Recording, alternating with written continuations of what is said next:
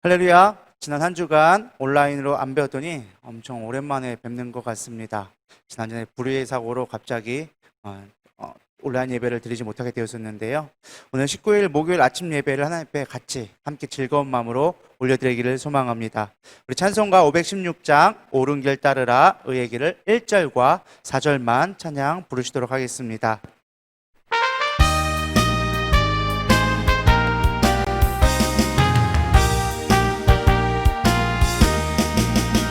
옳은 길 따르라 의의 길을 세계 만민의 참된 길, 이 길 따라서 살 길을 온 세계에 전하세.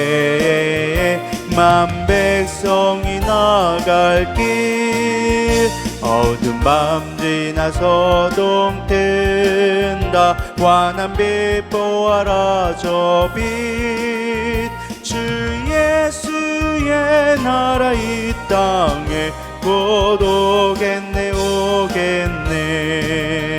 고난 길에 치고 찾아온 길, 많은 백성을 구한 길, 모두 나와서 믿으면 온 세상이 마침내 이 진리에 살겠네. 어두운 밤 지나고 동 뜬다. 환한 빛 보아라 저 빛, 주 예수의 나라 이 땅에 곧 오겠네 오겠네. 아멘. 오늘 같이 은혜 나눌 말씀은 다니엘서 2장 36절에서 49절 말씀입니다. 제가 봉독해 올려드리도록 하겠습니다. 그 꿈이 이러한즉 내가 이제 그 해석을 왕 앞에 아뢰리이다. 왕이여, 왕은 여러 왕들 중에 왕이시라. 하늘의 하나님이 나라와 권세와 능력과 영광을 왕에게 주셨고, 사람들과 들짐승과 공중의 새들 어느 곳에 있는 것을 막론하고 그것들을 왕의 손에 넘기사 다 다스리게 하셨으니 왕은 곧 그 금머리이다. 왕을 뒤이어 왕보다 못한 다른 나라가 일어날 것이요, 셋째로 또 녹과 같은 나라가 일어나서 온 세계를 다스릴 것이며, 넷째 나라는 강하기가 쇠 같으리니 쇠는 모든 물건을 부서뜨리고 이기는 것이라. 쇠가 모든 것을 부수는 것 같이 그 나라가 문 나라를 부서뜨리고 찌을 것이며, 왕께서 그 발과 발가락이 얼마는 토기장의 진흙이요 얼마는 쇠인 것을 보셨은즉 그 나라가 나누일 것이며, 왕께서 쇠와 진흙에 섞인 것을 보셨은즉 그 나라가 쇠같이 든든함이 있을 것이나, 그 발가락이 얼마는 쇠요 얼마는 진흙인즉 그 나라가 얼마는 든든하고 얼마는 부서질만 할 것이며, 왕께서 쇠와 진흙에 섞인 것을 보셨은즉 그들이 다른 나라와 서로 섞일 것이며, 그들의 피차에 합하지 아니함이 쇠와 진흙이 합하지 않음과 같으리이다. 이 여러 왕들의 시대에 하늘의 하나님이 한 나라를 세우시리니 이것은 영원히 망하지도 아니할 것이요 그 국권이 다른 백성에게로 돌아가지도 아니할 것이요 도리어 이 모든 나라를 쳐서 멸망시키고 영원히 설 것이라. 손대지 아니한 돌이 산에서 나와서 쇠와 놋과 진흙과 은과 금을 부서뜨린 것을 왕께서 보신 것은 크신 하나님이 장래일을 왕께 알게 하신 것이라. 이 꿈은 참되고 이 해석은 확실하니이다 하니, 이에 느부갓네살 왕이 엎드려 다니엘에게 절하고 명하여 예물과 향품을 그에게 주게 하니라. 왕이 대답하여 다니엘에게 이르되 너희 하나님은 참으로 모든 신들의 신이시요 모든 왕의 주제시로다. 내가 능히 이 은밀한 것을 나타내었으니 내 하나님은 또 은밀한 것을 나타내시는 이시로다. 왕이 이에 다니엘을 높여 귀한 선물을 많이 주며 그를 세워 바벨론 온 지방을 다스리게 하며 또 바벨론 모든 지배자의 어른을 삼았으며, 왕이 또 다니엘의 요구대로 사드락과 메섹과 아벳느고를 세워 바벨론 지방의 일을 다스리게 하였고 다니엘은 왕궁에 있었더라. 아멘. 오늘의 본문 내용은 느부갓네살 왕이 이제 꿈을 해석하는 부분에 다니엘이 꿈을 해석해 주는 부분입니다. 어제 김금호 전도사가 우리 사진까지 첨부해서 꿈의 이야기를 잘 보았을 텐데요. 오늘 해석을 통해서 오늘날 우리에게 주시는 메시지가 무엇인지 같이 살펴보고자 합니다. 첫 번째 저는 생각한 것이 말씀하기를 원하시는 하나님이라는 것을 좀 생각해 보게 되어졌습니다. 왜 하나님은 바벨론 왕에게 미래를 보여주셨을까? 왜 꿈꾸게 하셨을까라는 것입니다. 바벨론 왕의 근심을 통해서 하나님은 하나님이 하시고자 하는 역사적인 일들을 보여주셨다라는 것입니다. 느부갓네살 왕은 바벨론의 가장 번성했던 시기의 왕입니다. 그러나 아무리 나라가 부강해도 정치적인 싸움은 사실은 벗어날 수가 없었습니다. 어느 날 꿈을 꾸었는데 불길한 꿈인 것은 알겠지만 우리가 점쟁이들은 믿을 수 없었던 것 같았습니다. 그래서 시험한 것입니다. 진짜 너희들이 점쟁이라면, 정말 능력이 있다면 내가 꿈꾼 것을 맞춰보라는 것입니다. 이 느부갓네살 왕의 이야기도 맞는 것입니다. 진짜 점칠 수 있고 진짜 꿈꿀 수 있는 걸 해석할 수 있는 자라면 그 꿈을 맞췄어야지 정상인 것입니다. 그러나 반대로 그 점쟁이들 하는 말도 틀리지 않습니다. 꿈을 봐야지 해석할 수 있는데 꿈도 안 보고 해석하라는 것은 신만이 할 수 있는 일이다라고 말하는 것도 맞는 일이라는 것입니다. 당연히 꿈을 해석을 다 맞추지 못하기 때문에 그들은 이제 곧 죽을 위기에 닥쳤습니다.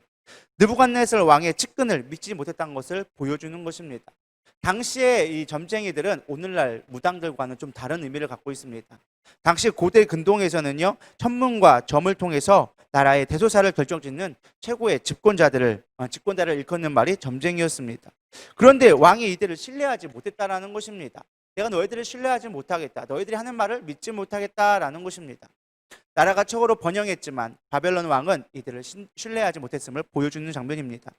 나라적으로 볼 때는 황금기였지만 반대로 이미 정점을 찍어서 부패할 대로 부패되어서 나라가 망하기 직전이었다라는 것입니다. 그만큼 나라가 불안했기 때문에 이 느부갓네살 왕도 두려움과 근심에 쌓여 있었던 것입니다. 나라가 어려울 때 무속인 신앙을 의지하는 것은 고대 근동에만 있었던 것이 아닙니다. 몇 대 전 우리나라에도 전 박근혜 대통령이 가장 큰 죄명인 국정농단이라는 일이 있었습니다. 최순실이라는 무당을 앞세워서 나라의 일을 점치려 했던 것입니다. 나라가 혼란하면 이러한 무속들은 점점 늘어나게 되어져 있습니다. 점쟁이가 흥하면 나라가 망해간다는 건 징조가 될 것입니다. 나라가 어려워지고 있습니다. 지금 하나님이 일하고 계시는 때라는 것입니다. 그러니 우리는 준비단계가 되어져서 영적으로 깨어서 하나님의 일하심을 볼 수 있는 자가 되어져야 한다는 것입니다.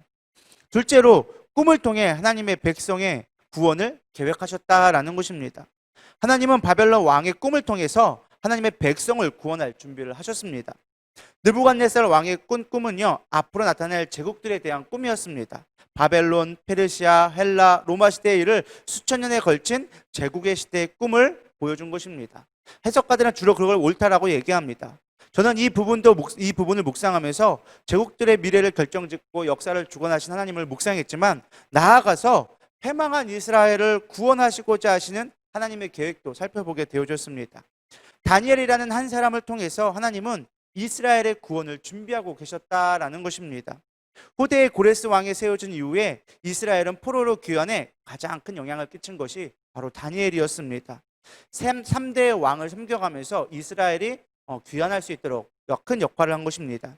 마치 요셉의 꿈을 해몽을 통하여서 70명의 야곱의 가족을 구원하셨고, 모세를 통해서 히브리인들을 애굽에서 구원해 준 것처럼 이 다니엘의 꿈 해몽을 통하여서 이스라엘 백성을 다시금 바벨론의 포로로부터 구원하고자 했다라는 것입니다.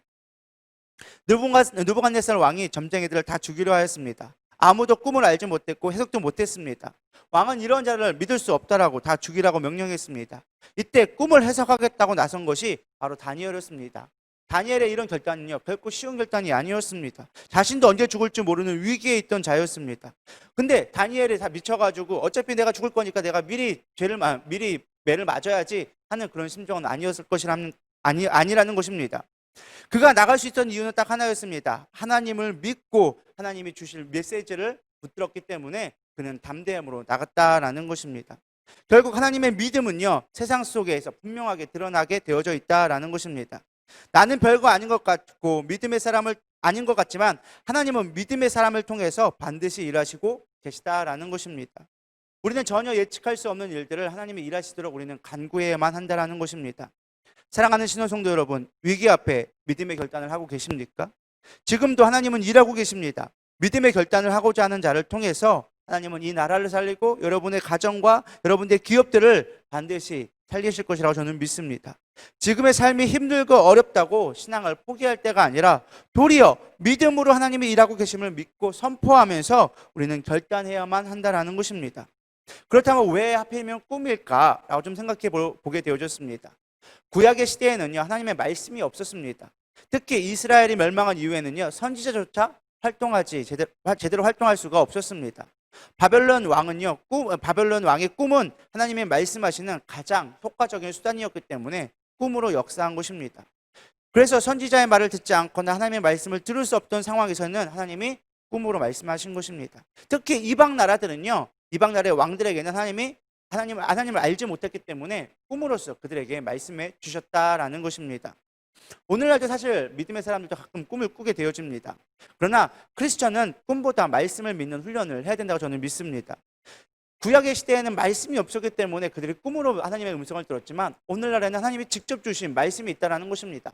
꿈보다 더 정확하고 명확한 말씀이 있기 때문에 우리는 말씀을 믿고 나아가야 한다는 것입니다. 여러분, 가끔 꿈꾸고 환상을 볼 때 우리가 해야 될 작업은요, 꿈을 믿을 것이 아니라, 꿈을 어떻게 해석할 것이 아니라 말씀을 통해서 반드시 비춰보는 여러분의 지혜가 있기를 소망합니다. 그 말씀으로 확증되어질 때 그 꿈은 반드시 이루어지게 되어진다라는 것입니다. 마치 다니엘이 아무것도 알 수 없는 꿈을 해몽한 것처럼 그 누구도 알 수 없는 내일의 삶을 하나님은 우리의 말씀 가운데 분명하게 보여주고 계십니다. 여러분, 어려운 가운데 있습니까? 말씀을 통해서 하나님이 분명하게 보여주시는 그 계시를 따라 나아갈 수 있는 저와 여러분 되기를 소망합니다. 두 번째는요, 하나님의 모든 권세의 주권자라는 것입니다. 다니엘이 느부갓네살 왕의 꿈을 해석하게 됩니다. 정확히 무슨 나라라고는 이야기하지 않지만 느부갓네살 왕의 꿈을 통하여서 앞으로 있을 일들을 이야기해 준 것입니다. 사실 꿈을 맞췄다는 그 하나만으로도 이미 게임은 끝난 것입니다. 다니엘의 꿈 해석은 결론인 44절과 45절에 잘 나와져 있습니다. 44절 제가 한번 읽어보겠습니다. 이 여러 왕들의 시대에 하늘의 하나님이 한 나라를 세우시리니 이것은 영원히 망하지도 아니할 것이요 그 국권이 다른 백성에게로 돌아가지도 아니할 것이요 도리어 이 모든 나라를 쳐서 멸망시키고 영원히 설 것이라. 손대지 아니한 돌이 산에서 나와서 새와 녹과 진흙과 은과 금을 부서뜨린 것을 왕께서 보신 것은 그 신 하나님이 장래일을 왕께 알게 하려 하신 것이라. 이 꿈은 참되고 이 해석은 확실하니이다 하니 라고 나와져 있습니다. 결국 왕을 세우심도 하나님이시요 망하게 하심도 하나님이라고 다니엘은 분명하게 선포하고 있다라는 것입니다. 당시의 지존자라고 불리던 우리 느부갓네살 왕 앞에서 당신보다 높은 하나님이 있다라고 담대하게 선포했다라는 것입니다. 우리의 인생도 마찬가지입니다. 하나님이 높이시고 낮추시는 것입니다. 세상의 권력에 우리는 쫄 필요가 없는 것입니다. 담대함으로 믿음으로 나가는 저와 여러분 되기를 소망합니다. 하나님이 이 땅의 모든 결정권을 갖고 계심을 믿음으로 선포하기를 원합니다. 45절에 특히 보면 손대지 아니한 돌은 여기선 예수 그리스도를 얘기한다고 볼 수 있습니다. 이 땅의 모든 권세를 무너뜨리고 다시금 세우지 못할 최고의 권력자는 바로 예수 그리스도라는 것입니다. 지금 이 땅의 권세가 흥하다 하지만 그러나 세상을 지배하고 다스리는 분은 예수 그리스도이심을 믿기를 축원합니다. 우리의 최고의 주권자이신 예수님 앞에 순복할 수 있는 지혜가 있기를 소망합니다. 그분은 이 땅의 낮아지심과 섬김으로 다스리셨고 우리도 그분의 방법으로 이 땅을 다스리라고 우리에게 알려주십니다. 오늘 하루도 말씀에 순종하며 섬김으로 이 땅을 다스릴 수 있는 저와 여러분 되기를 소망합니다. 비록 그 방법이 억울해 보이고 아닌 것 같아 보여도 하나님은 그걸로 반드시 일하고 계시다라는 것입니다. 말씀을 정리하겠습니다. 하나님은 믿음 없는 세상의 주권자들에게도 일하십니다. 그러나 그 목적은 결국 하나님의 백성을 구원하기 위함이라는 것입니다. 단지 우리는 믿음으로 세상을 이겨내야만 한다는 것입니다. 지금 눈치 보며 신앙생활 할 때가 아니라 믿음으로 도전하며 세상을 바꿔가야 될 때라는 것입니다. 믿음을 부끄러워하면 하나님도 그날에 우리를 부끄러워한다라고 이야기해 주고 있습니다. 오늘도 말씀을 믿으며 세상에서 지금도 일하신 하나님을 신뢰하며 세상을 섬김으로 이겨나가는 신호성도 되시기를 간절히 축원합니다. 기도하시겠습니다.